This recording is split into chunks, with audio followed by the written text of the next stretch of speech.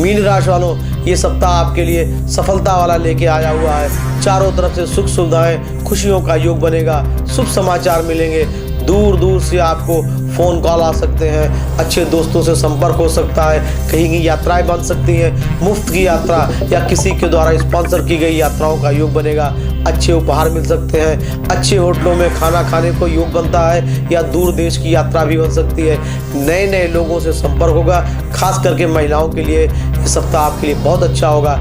जिनकी मीन राशि है और वो महिलाएं हैं, कहीं काम करती हैं या कहीं घरेलू भी हैं, तो भी उनके लिए बहुत अच्छा होगा।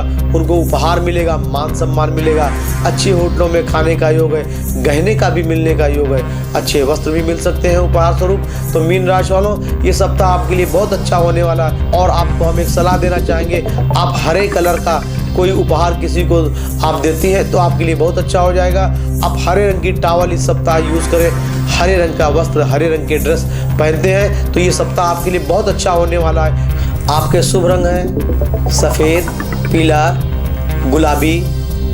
आपके शुभ दिन है सोमवार, बुधवार,